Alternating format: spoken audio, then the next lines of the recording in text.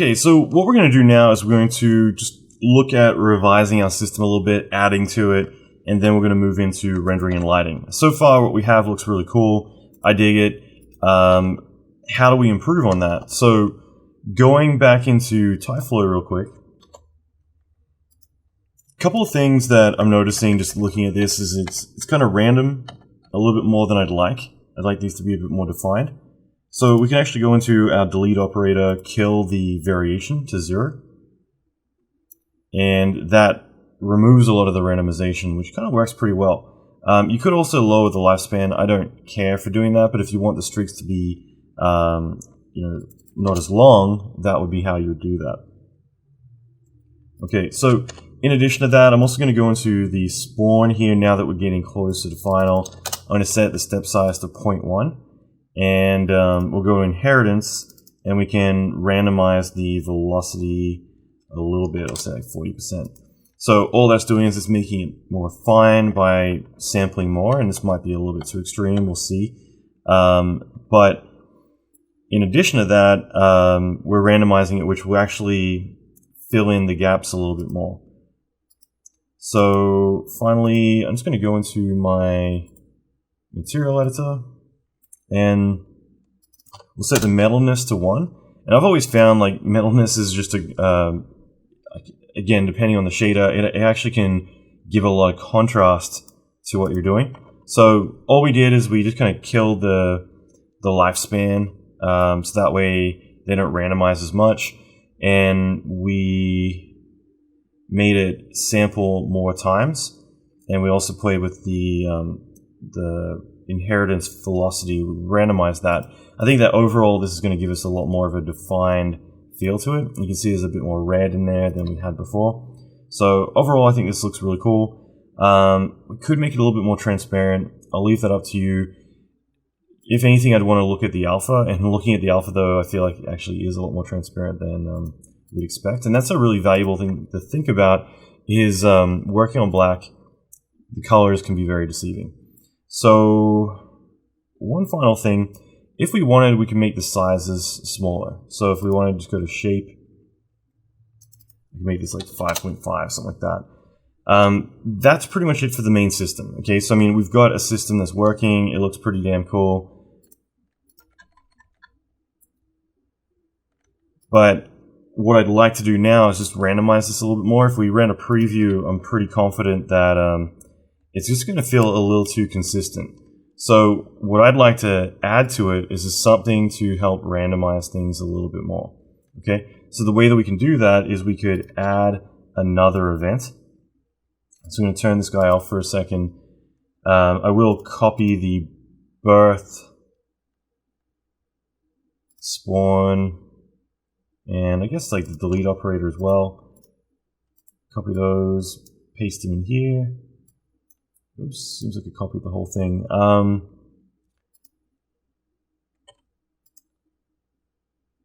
Let's immediately link up the spawn, just because we always want to make sure it's going somewhere.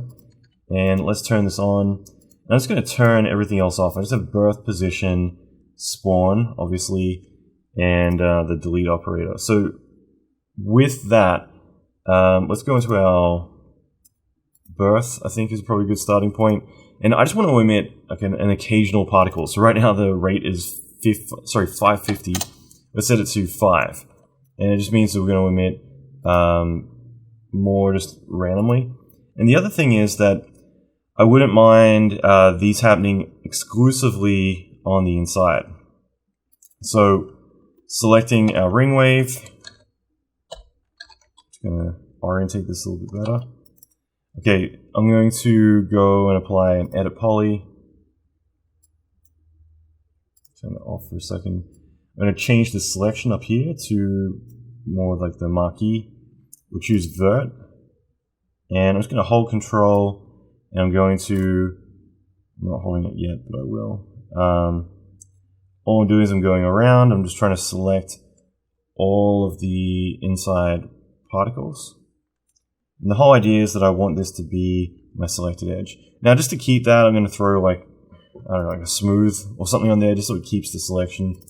Exit out, and we'll go faces, and then we'll do random vertices, selected random vertices. So, by the way, with me keeping my selection, I've just found, I don't know why, but like I was, with this ring wave object, it was only with this ring wave object, I just jump out with my selection and it would forget it. It was weird. Even putting another edit poly or something on. So that's why I'm doing a smooth. Okay, it's just, that way it's not modifying anything. So by adding it to these selected vertices, it just means that now we're going to emit random particles on the inside of this and not that many. And let's see. So that's so weird. It did it again. So don't use edit poly. Try and use your edit mesh. For some reason, edit poly on the ring wave, and only the ring wave, seems to, yeah, definitely a bug. I should mention to them. So anyway, we have them now emitting from the inside, and on top of that, they are, you know, fleeing out, doing their thing. And it just means that we've got something that's breaking up the pattern. And I do this a lot where I might have occasionally just separate fluid sims or whatever, just something outside of the typical machine. And that's just to help break up any kind of feeling that this is just a repetitive pattern overall, make it feel more organic. So I'm going to make these a lot more fine. And I think the other thing would be with the inheritance, we'll make it just a bit less again. And all I want is just something that's just kind of doing its own thing there. Okay, so if we turn this back on, I'm hoping we'll notice, yeah, we've got these like random ones that just kind of fire out. They're just a little bit separate to the rest of them. And I think that overall that kind of helps just to get those little spurts you can kind of see like flinging out there. Finally, I want to do one more system, and this is more to help it be 3D, because I'm going to copy this really quick. Right now, I feel like the whole thing, if you look at it more, like it's a 2D effect. It's all going around a cylinder. We could definitely make this a torus or do something with it. You know, I'm not too concerned about that specifically, but what I would want to do is just, let's link up the spawn and then turn it on. Make sure you don't turn it on until after that. Again, you just don't want particles compounding in the same event. And I think overall, we'll just play with the rate of this, and I want this to be a little bit higher, so we'll say like 35. And now we have particles shooting out.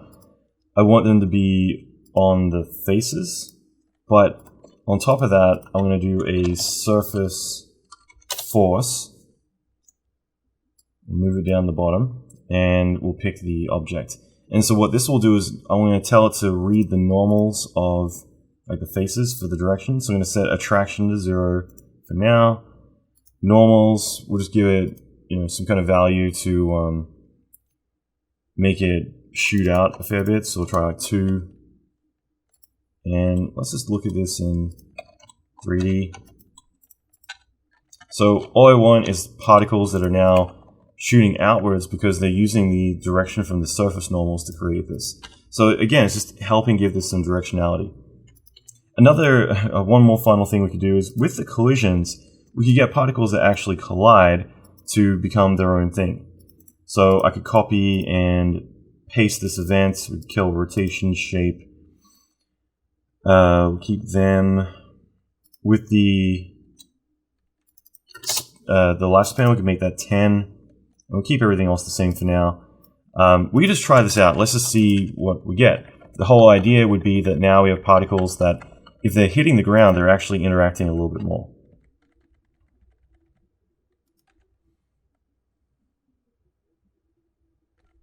And with these guys, we could go into the turbulence and just add something and do turb again. 0.2. So again, just turb, 0.2 for strength, 0.2 for scale. Just something, and I think that this will just help make it a little bit more obvious that you've got stuff interacting on the ground. And with the collisions, I might make them higher, a bit of divergence, less friction. We'll just try that out. It's kind of hard to tell, like hard to distinguish because it's still considering where the camera is. In fact, don't. I just realized we are firing also in the wrong direction based on where the camera is. Always messes me up. So that's fine. We'll just go back to our surface force and we'll reverse the direction. So we'll just put in -2. And it should fire out in the opposite direction now. Okay. So yeah, that's definitely helping a little bit. So now it just means that we've got these particles that are bouncing around more and interacting more. I'm going to go back to collision now though, and let's just play around. So the bounce is kind of ridiculous. We'll make it 45. The friction we'll bring up and we'll randomize it. Overall, it's more about we just want this to be random as much as possible. So even divergence, we could make it 90 degrees. Just whatever we can do to kind of get this to break apart more.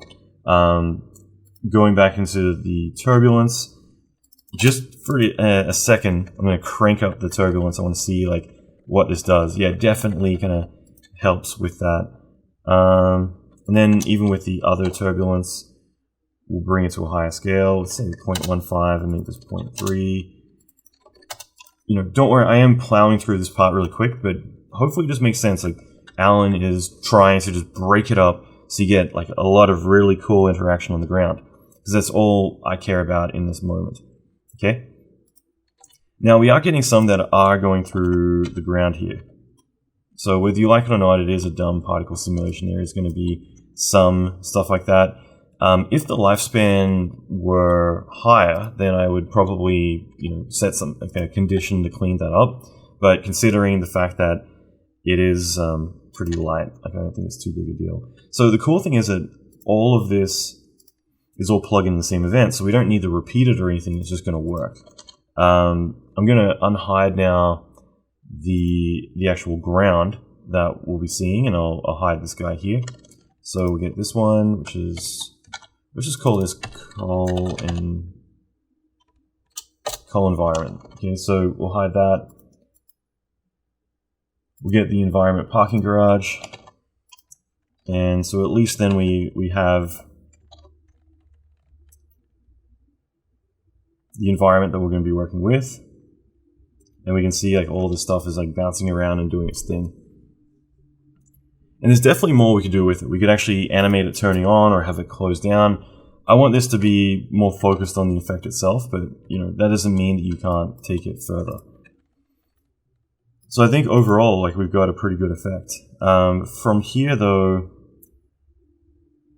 I might render out a frame and we can just take a look and get an idea of like what the overall result will be like. But then we can start looking at lighting and reflections and doing the final render output. So overall, I think we're in a pretty good spot. There's a couple of tweaks I'm going to do. And one of the main ones, I think, is just to do with the particles that are shooting off. I like the idea of these. They're a little bit over the top. So I might tweak these just slightly. I'm just going to turn these two off, and let's just focus on this. So key thing is, with the inheritance, let's just drop this down to about like 70, something like that. That way we're just getting particles that are kind of spitting away occasionally. The other thing is, let's make them less constant. So these are meant to be just occasionally we get some random particles kind of shooting away.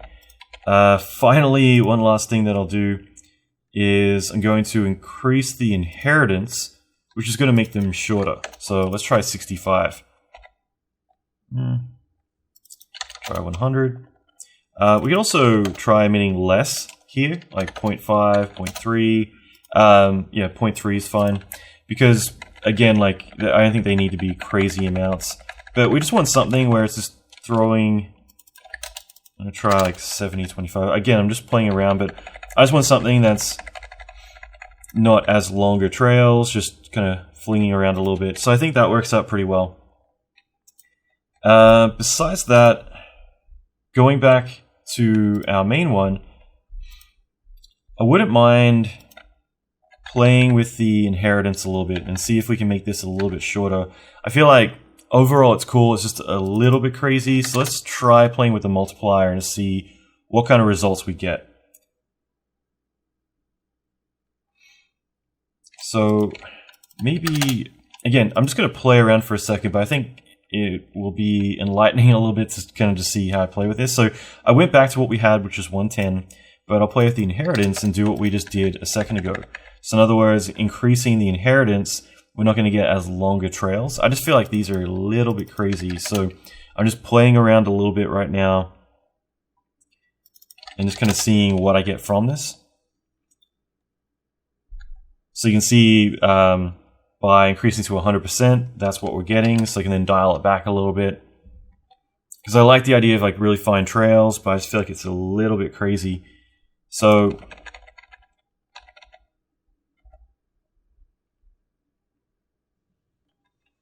that's kind of neat. The other thing is just looking at the particles, the way they hit the ground, they kind of bounce back up very directly. I wouldn't mind changing the collision here. I'm just kind of curious if there's anything that might allow us to spread out when it hits the ground more. I mean, there's obviously divergence, but I'm thinking more kind of like parallel to the surface. Not really. So I'll try playing with the divergence a little bit, and that will just help them spread when they hit the ground more. But it's not quite what I want. But overall, I think this is cool. I'm going to do a test render to see how this looks. Provided everything's cool, we can look at caching this out. So I'm just rendering a quick frame. And again, just looking at this a bit closer, I wouldn't mind having these be like a 90-degree collision. I think that that could actually work out really well. Overall, this is looking cool. So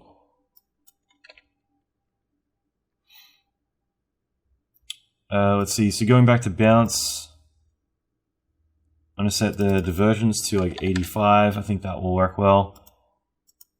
And let's set the variation to like 55. So it's again going to vary the spreading a lot more.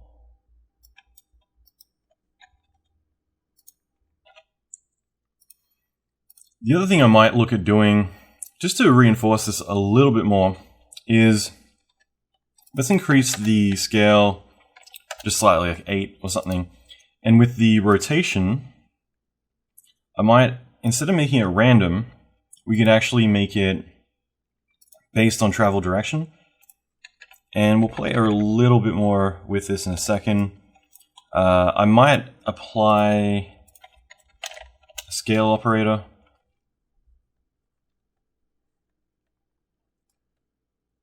Underneath. And we can scale this a little bit longer. Okay, so let's say 350 or something like that. So what this should do is make the shapes overall a lot longer, as you can see. And I'm just trying this out, so bear with me. I had not planned to do this, but I think it might be interesting in terms of render times and everything else to, I'm going to just make this 1 for a second. And again, I'm just doing this for a moment so we can see this properly. I just want to throw as many options as we want into this. So by doing that, we now have longer streaks, and we have the rotation based on the travel direction. So that could help us be able to get similar paths without as many particles. So again, I'm just throwing that idea out there. I'm going to try lowering this to 0.4. Or in fact, let's try and make it more like that for the time being. Going back to shape, I'm going to vary this a bit more, so like 45. And then with the scale inheritance, let's vary that as well. So with this, I'm just going to vary this by like 50% or 100%. So we get some that are long, some that aren't. And I just want to try this out and see what result we get. And then we can reintroduce what we already had. But this could be kind of interesting to get some breakups, some different shapes, things like that. And as I do this, I'm just going to bring my step size down just so I can see it a bit more fine. So I'll walk through this in a moment. I just want you to more kind of witness the experimentation for a second. So I just decided to make a couple of quick adjustments, and it's a little bit late in the game to be making like drastic changes, but as we get close to cashing this out, this is where I kind of feel like, oh man, let's just make a few little tweaks. So I just quickly decided to go back in and change the amounts of particles being emitted, so we have a more concentrated amount being spread out, so 1200 there. And the inheritance and everything I believe is the same, but I did crank up the divergence a little bit to spread it. So I mean, I just did this in 10 seconds, but intuitively, now that I know we're close, I just kind of was like, I gotta do this. So the only other thing right now is the spawn. It's 80 and 15, which I think we had, but I put the step size up higher, and the reason for that is because we now have more particles coming out. We probably don't need to go crazy on that. And if anything, what I'm trying to demonstrate is more just getting random particulates. They're not all long lines, but instead getting some that are short, some that are long. That's really what I'm going for here. So under motion blur, and I've got motion blur turned on, but I'm going to set my duration to 0.5. So, you know, again, we're going to get into rendering in a moment, but I'd rather have the motion blur there, and then the interval center, I'm going to put it to 0.2, and let's just see what that happens. It's just going to offset everything, or else you can do it through the bias. But again, we'll cover that stuff more extensively in a moment. With the random ones shooting out, I'm going to wonder how visible they're going to be now, because I feel like it all is pretty random. You don't really see it too much. I'll turn it back on.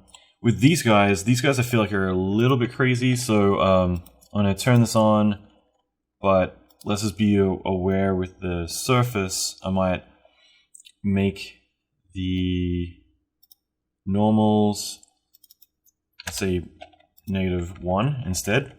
Just something that's not too insane, because yeah, I feel like these are kind of going out a little bit too far right now. So this is up to you. I like the idea of having randomness, but I feel like now they're a little bit crazier than I'd like. So it's either that or our inheritance here. So let's try dropping it down. Okay, so that seems to be a bit better. Going back to my spawn, again, I'm just trying to reduce this. I don't want it to be as obvious. So the inheritance, so let's make the step size 1, the inheritance 65, 35, 5.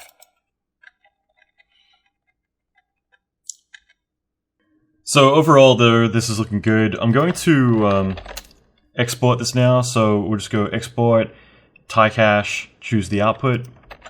And now we just export this as a mesh, and that way we can then look at doing the lighting, the shading for our shot as well. So I'm just caching this out really quick, and the checkbox is on, so it'll automatically export this and bring it into the scene as well. And realistically, we don't need the entire frame duration. Like, we've got a looping effect. If we wanted, feel free just to do 50 frames, 100 frames, whatever you feel comfortable with. I just pulled in this frame sequence that was that long, but you know, that's a long time. So feel free to export 100 frames if you like. So once that's exported, I'm just going to disable type flow, and this way we have this cached out. I'm going to load up our material editor, and we can do any tweaking, things like that. So main thing is just making sure that our type flow cache has material assigned, and let's render out a frame.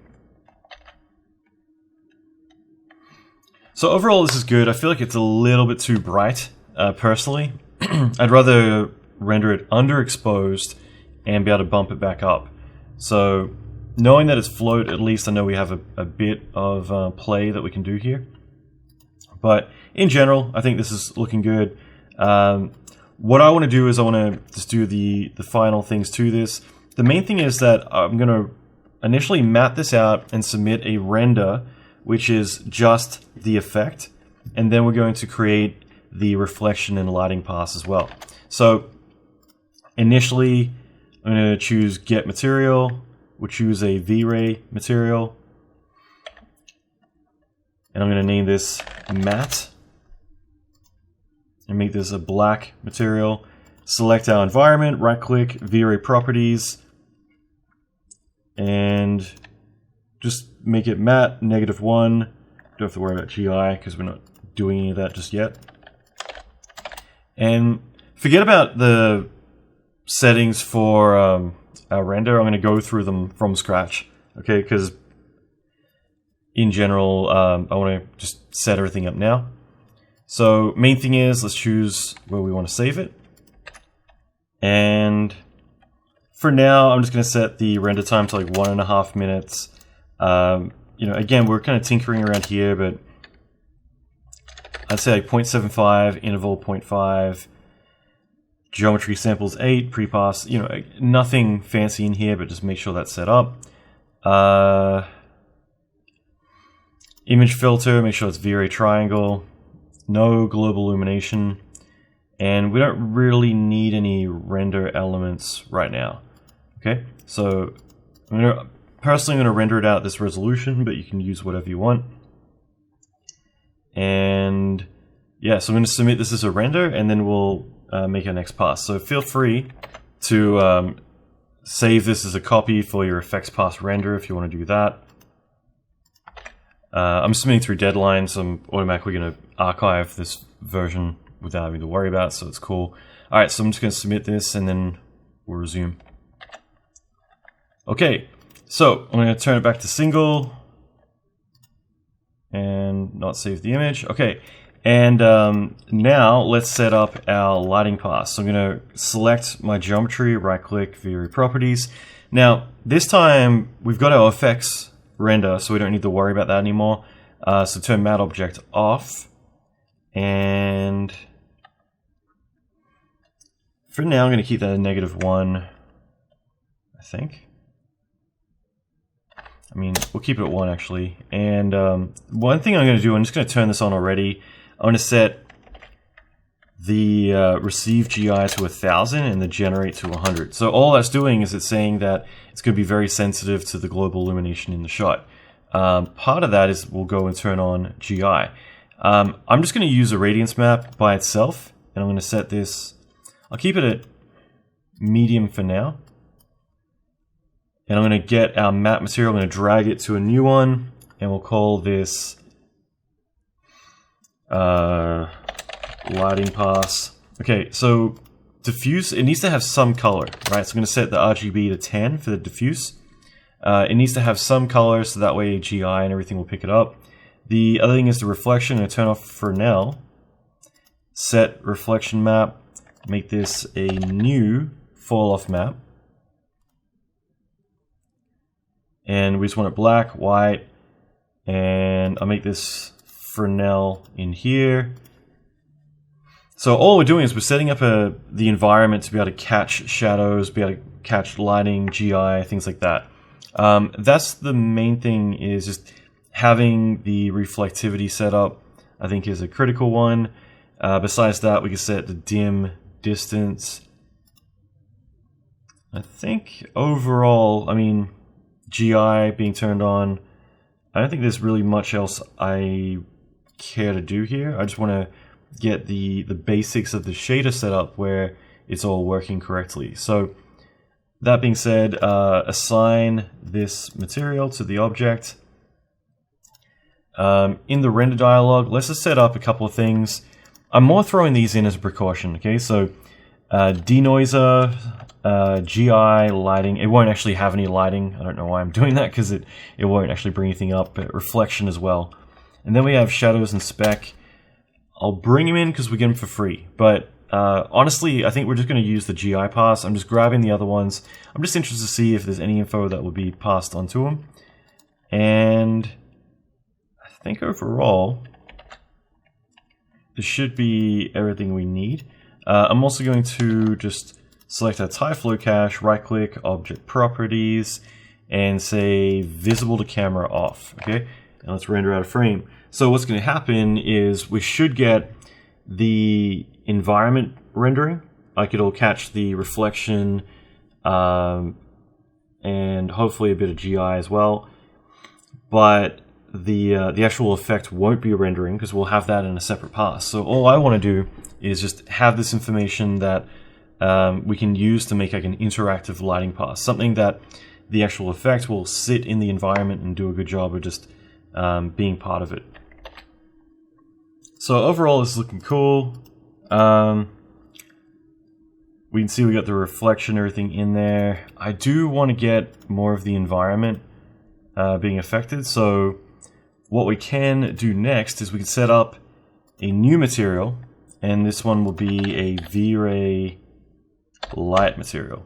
Okay, so by having this material, what we'll do is we'll actually be able to generate some lighting from the geometry. So I'm just going to get our fall off map. I don't think it's really going to make too big a difference, but we'll get our fall off, copy it, paste it as an instance, set direct illumination, and get our TieFlow cache, assign this, and now when we render this, what should happen is the TieFlow cache will actually be a light source.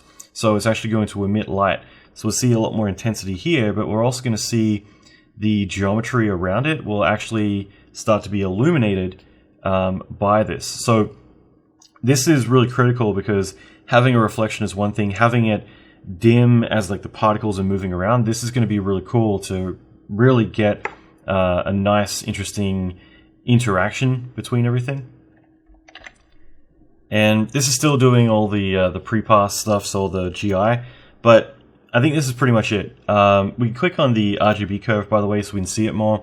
Obviously, it's very noisy, and we could crank up the sampling to help eliminate that. But obviously, this calculation is going to be a lot longer by doing that.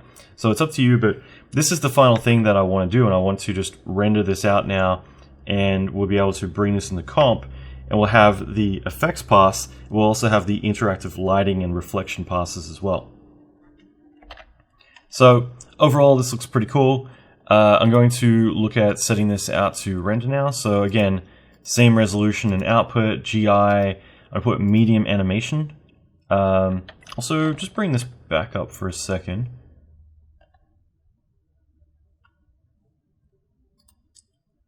So we're going to go in, bring up the right virtual frame buffer.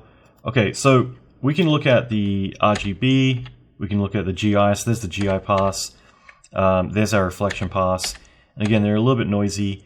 That's just good to kind of give us an indication about like what it's trying to remove.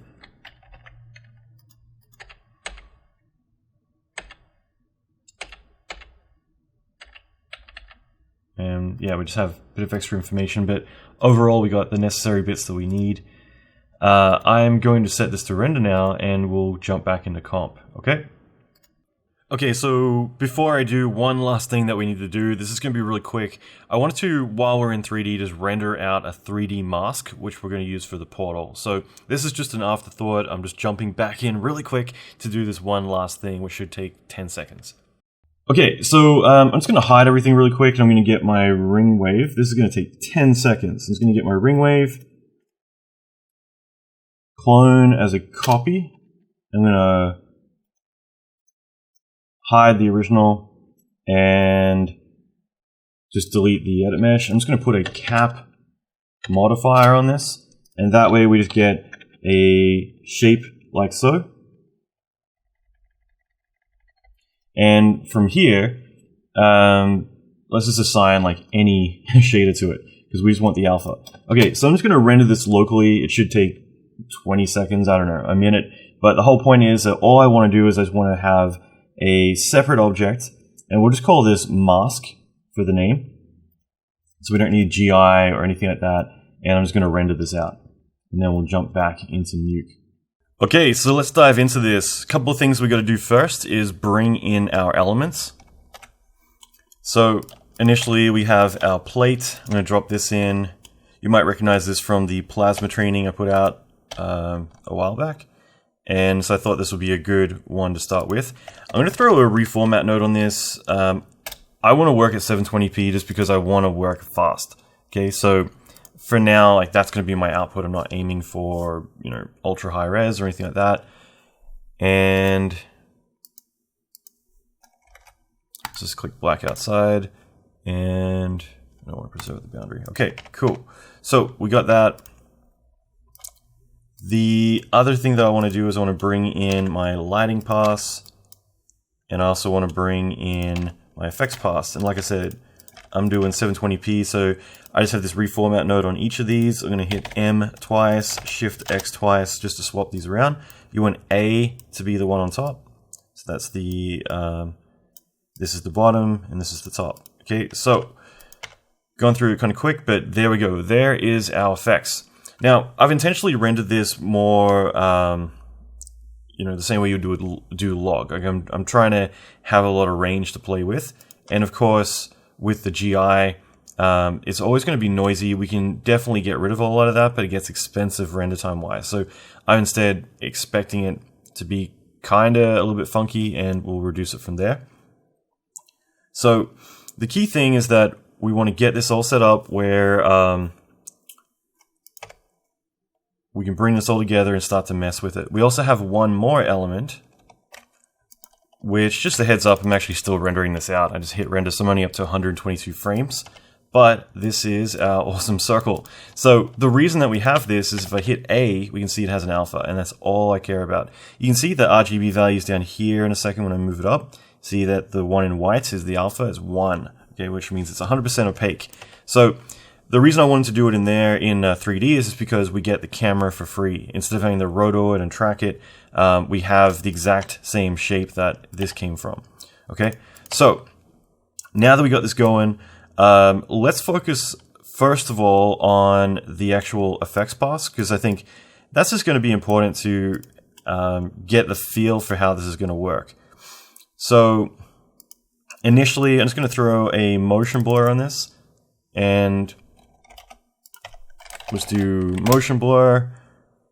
And I'm going to be a bit less sparing with my samples. I'm just going to crank it up. You don't need to go that high. I'm also going to do shutter time of 1, which if you want a 0.5, like, it just comes down to the feel that you want. I'll keep it on 0.75 for now. Vector detail, same thing. So you can see it's going to be able to sample it a bit better. So, all right. I just want to add some post-motion blur because I know it's just going to help kind of give us the feel without us needing to render in 3D a lot of expensive rendering. I'm just going to copy that onto our pass here as well, and that should just help overall keep it consistent. Otherwise, we're going to have like really sharp reflections and not in the actual render. So the other thing, color correct. We'll keep this down the very bottom, and because I want to add glows and things like that.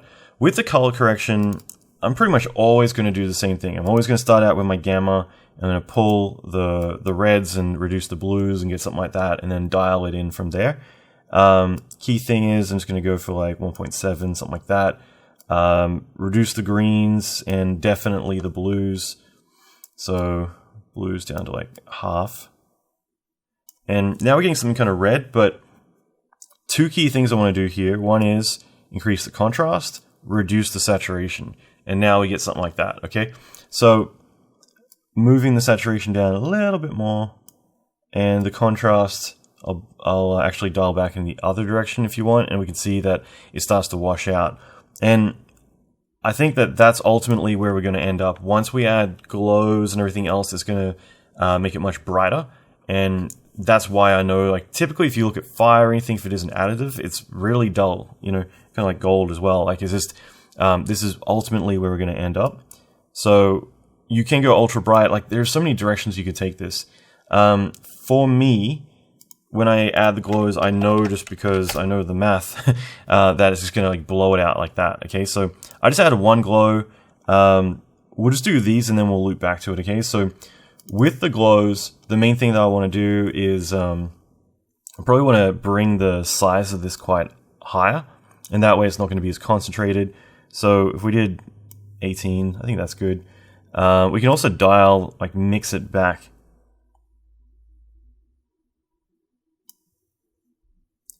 And brightness, crank. So, I mean, that's looking pretty cool. It's obviously too much, but it's looking pretty cool. I'm going to add another glow. Oops, what am I doing? Glow. And again, anyone who's in like follows my training, you know that I typically will always do 2 glows. One's more of an optical glow, so crank it up. Again, we can just drop it to like what we had before, like 0.325, I don't know, 0.11, just something that's kind of soft. Same thing, brightness, bring that up a little bit. So we have something kind of intense, and you can turn the background off just so we can kind of see it in context for a second. So I'm hitting D on the merge just to turn that off for a second. You can see it's pretty intense right now, but that's ultimately what we want to go for. I want to reduce the contrast now, and I think that that is going to really help out with this, because like I said before, once you know the math, it's more about, okay, let's get it all in there and dialed in, but in this case, like it's all going to be adding on itself. But I could, let's try at 0.7, 0.75, something like that. I mean, that looks pretty cool to me. So all it is we have 2 glows, and then the color correct is just kind of shifting it to actually be less bright, because we're reversing the contrast down. And now we have this guy. And so right now it's just merging it on, which isn't going to look too flattering because this is our element. But if we were instead, because it's an additive element, I want to plus this on instead. So all I'm doing is I'm making this a plus, and then we can drastically reduce this. I'm just going to like type it in, I think like 0.025, something like that. So start to see it, but the color correct is going to be what, you know, I'd rather control the contrast and everything with that. So let's do a couple of things here. One is I'm going to color correct this, and I'm just going to drop the gain down like 0.8, something like that. Contrast though, and bring it to like 2.5. And you can see that the reason I'm upping the contrast is it's going to help give us a lot of like rim light around here. Mainly it's just we're going to kill a lot, like we're going to make it really dark, but all the bright areas are going to stand out. So by doing that, all we're doing is we're making this much brighter overall. If we go to a different frame, maybe we can see this a bit better. The other thing I can do is add a glow to this as well, because again, like it's reflecting, so it should have some glow. This glow, I'll say like 1.5 or something like that. Again, we can just then reduce it back. So I'd rather set like, let's say set the size to 100. We'll just focus on this for a second. So with the glow, it's just kind of giving it a bit of a halo, and then we can control how intense that gets. So I'm keeping it 1 for now. And so with our gain, this is how we can control like how intense that is. So again, like we've got glow and the color correct, and then of course we can merge it back in if we want to do that. So that's just the way we're getting some nice rim lighting there and a little bit behind it. And it's very subtle. Again, you can dial it up if you want, but I just want something that's kind of helping overall. Now, the fun stuff. Okay, so we comp this really quick, and already, like, I like it. You know, there's so many directions we could take. We don't have to have long streaks. We could have short. We could have sparks. We could make it less intense, more intense. There's lots we could do, but I'm kind of happy just kind of going for something around the boundaries of this. What I'd like to do, though, and I think that this would be really fun, is another asset we have is, what the heck is it? It's our HDRI. And I thought this would be fun because it's a portal, right? So we could actually make it a portal into shot 3. So in other words, the very first lessons that we're doing, this could be the portal that leads into the Thanos environment, okay? That's where I thought this would be really interesting to segue around into. So we can replace this in the center with this effect. And I think that would be kind of cool to do. So to do that though, why did we render our mask with a 3D camera? I mean, yes, we could use this alpha and have it sit in there, but it's not going to respond. It's going to be pinned basically to the screen. It's not going to react to the camera movement. I want to get into 3D. I want to get our hands dirty. So I thought it'd be fun to actually bring in a 3D asset, which is the camera exported as an FBX. So the way that we can do this is just drag my FBX in here. We have read geometry, so that's one way to do it. But what would make more sense is actually to bring in a geo node and pick our Olympic, and it's going to bring in, like, what do you want to bring in? And ultimately, I really just want the camera. But just for the sake of all this, let's say create an all-in-one node, and then we have our camera. I also want to get, let's see, we could do a scanline renderer, drop that in. We don't need to have a background. I can just plug the camera in, and then I'm going to hit tab in the view. It's going to go 3D, and let's do another piece of geometry. So this time around we could just do a card, and that's just going to get dropped in here. And where is our camera? So right now this geometry actually represents, it's got a bunch of objects, and these objects are actually the lights on our plate.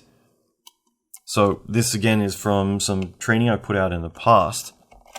And I'm not going to get too in-depth with stuff outside of this, but the lesson is actually available on my YouTube channel. If you go there, you'll be able to dig into the optical flare, is it? I keep forgetting the Video Copilot name because I'm thinking of like Pro Optic Suite and all these other lens flare names. I think it's optical flare, right? So anyway, I put out a tutorial. I was late to the game. I only ever bought it like, a few months back when I put out the plasma training. And yeah, I'm really impressed by it. So I put out a tutorial on how to take advantage of that in Nuke. But anyway, that's why I have that stuff in there, and we could take advantage of that. For now, though, I'm just going to put this in as the object.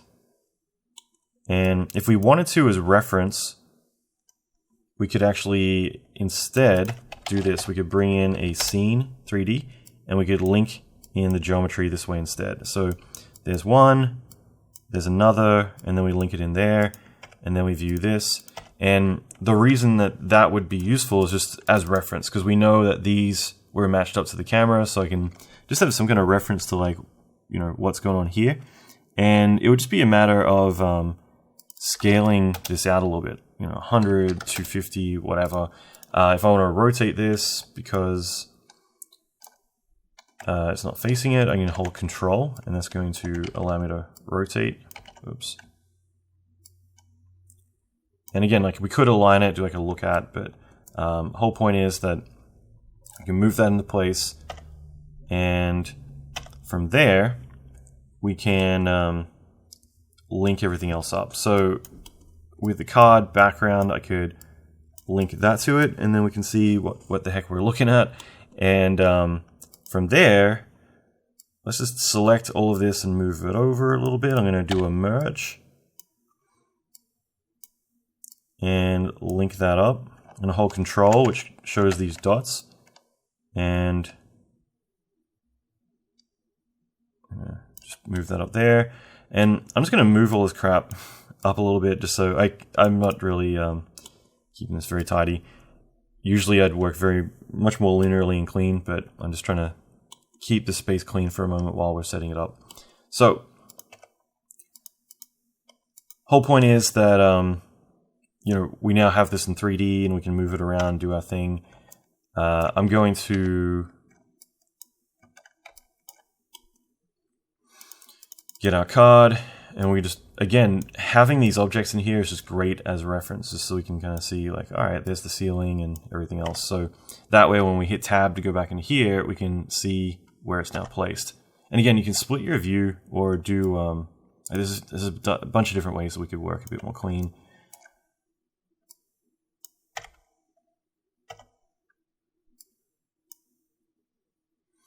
All right, so I'm just going to move this down.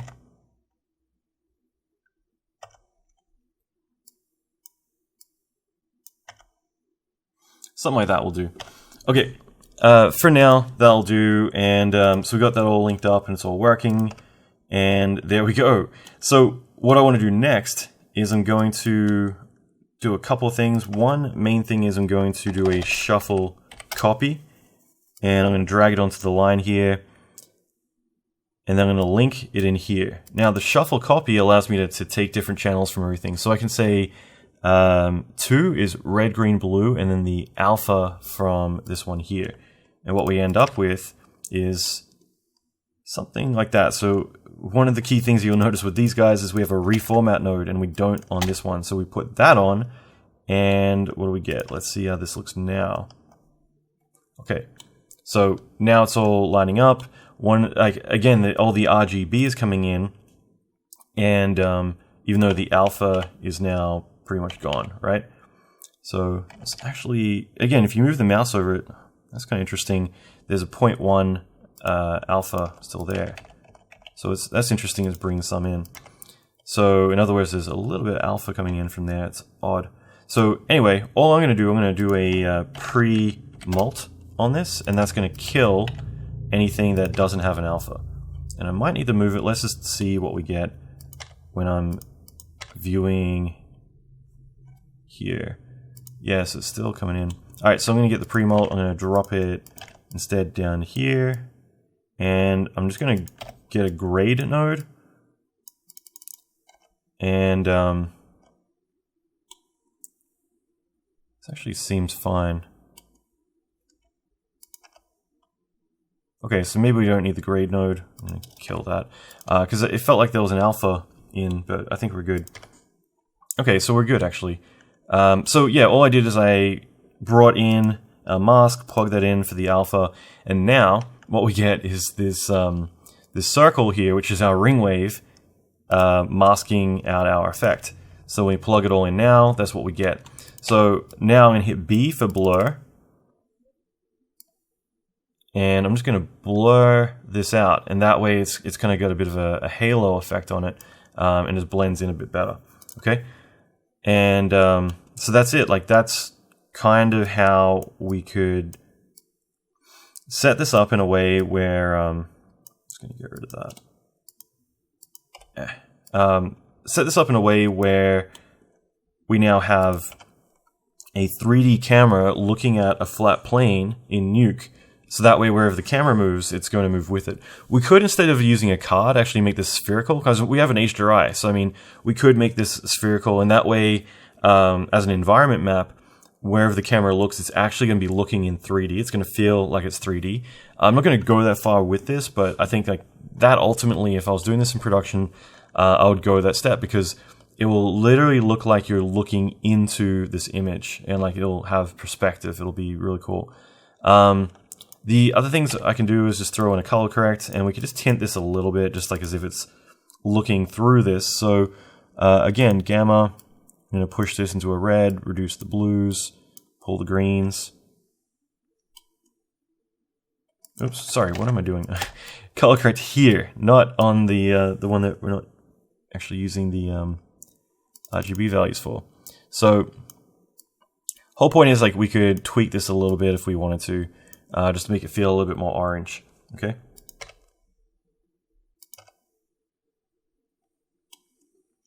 And so with the regeo, we could kill that now. We don't necessarily need it. That was just there as reference, because we have the card, and that's the only thing that's really important here. The sun's kind of annoying that it's looking directly, you know, we're looking directly at the sun. So that's what that dot in the center is. So I mean, you know, again, we could move this slightly and just scale it up a little bit more.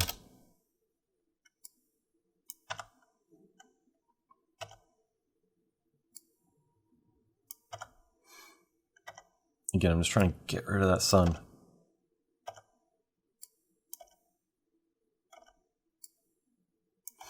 Alright, we'll just roll with something like this.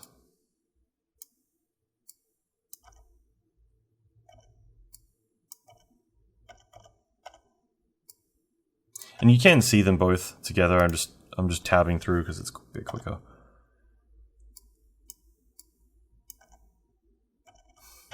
I can't win. I'm just going to scale this a little bit more.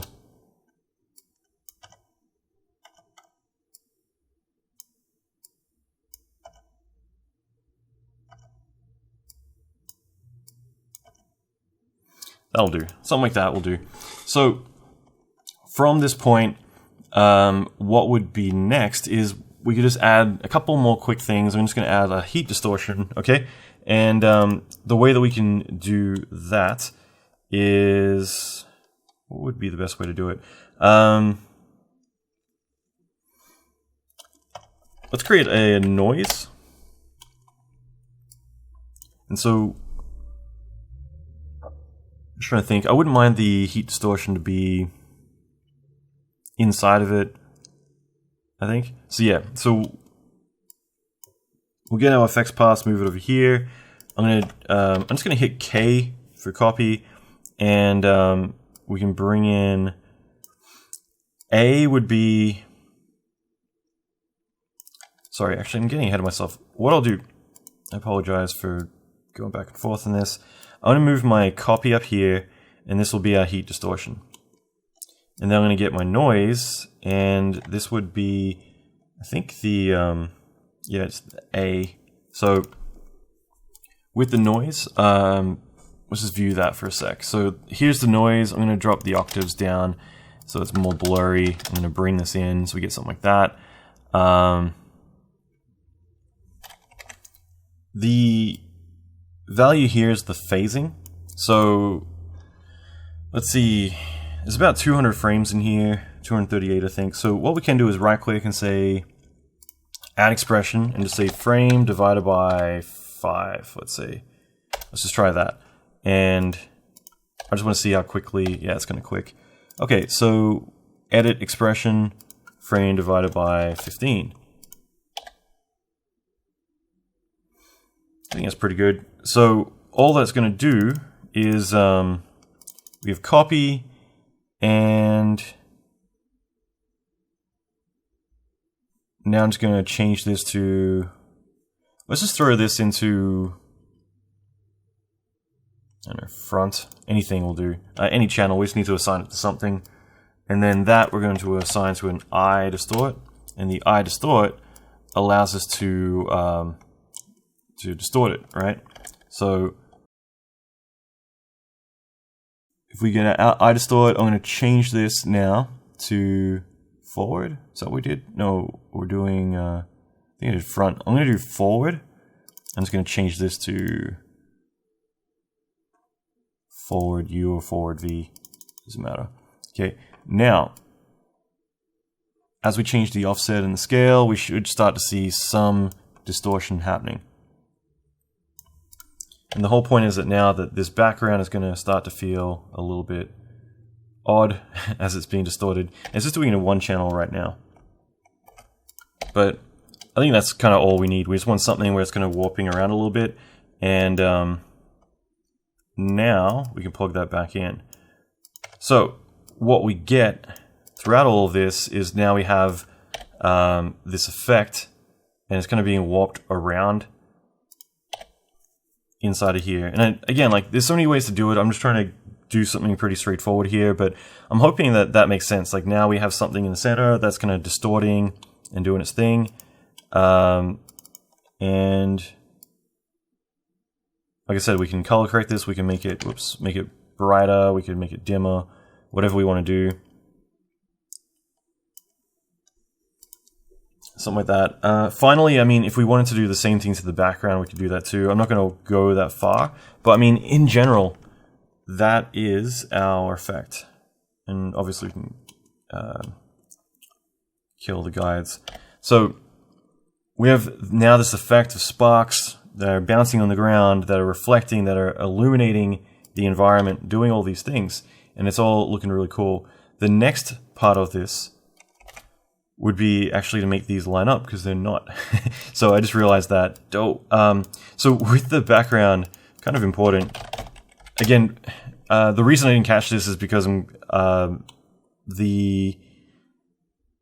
all this stuff takes a little while to render. As you can tell, like, I just hit 1 on that. I'm waiting for it to render. So because of that, I'm not getting that feedback. And what did I say at the very beginning of this training is that I need to see a first pass to be able to then make my judgments. And because I'm not scrubbing through and getting that feedback, I didn't notice that I've got to offset the timing. Because if we look at this, it starts at 1400 to 1809. So I need to offset this 1400 frames, and then everything will line up perfectly. Okay, so there we go. And so now everything should line up and work with it. So that's pretty much it. From there, we can add some lens flares, stuff like that. I'm going to show you this, but I'm not going to do it. I'm not going to walk through it because this is something that I've already made a YouTube video on exactly how to do this. But because we have the camera, I could use optical flare and I could actually utilize that to get some pretty cool results. Okay, so here's the final render. And obviously there's a lot more we could do with this. Currently, this is something that we put together very quickly, but the general outline is this. I will say that what I would do to improve on this, I'd probably add more particles. I know we kind of went back and forth a little bit there about, we dialed it up, then we dialed it back down. But I think just in general, to kind of fill out the negative space, I'd consider adding a heat distortion behind all of this just to soften things out a little bit.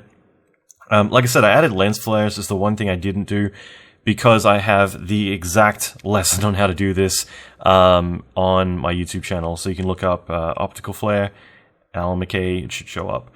But the key thing is that we have this interaction with, again, the GI is low sample, so we need to crank it to get rid of a lot of the noise. But overall, like the intensity, the backlighting on the pillar back here, or the beam, I should say, and on the ground, like all of this is pretty cool. And we did render out separate elements. We didn't actually take advantage of that, but the GI and the reflections are separated if you wanted to go in and play with that differently. So you've got a lot of control, but I wanted to knock this out, cover a lot of aspects to it. We could potentially increase the particle lifespan to have the sparks dancing around more. There's stuff I'd actually love to spend more time on with this lesson, but I think that the general, like the 80-20 of this, we've definitely nailed. And from here, I'd love to see what you can come up with and how you can improve on it, because obviously this is something that I haven't spent a lot of time on, but I wanted to do something for fun along the lines. There's also clipping up here. We would just need to add the film bars back in just to crop that in. So just adding a crop on top would get rid of the fact that the plate is clipped or cropped and the rest of it isn't. So that's generally it, but yeah, this has been a lot of fun. Like I said, I'd love to see what you do taking this even further. Feel free to email me, show me the results. I think that you could come up with something really cool if you put in the time.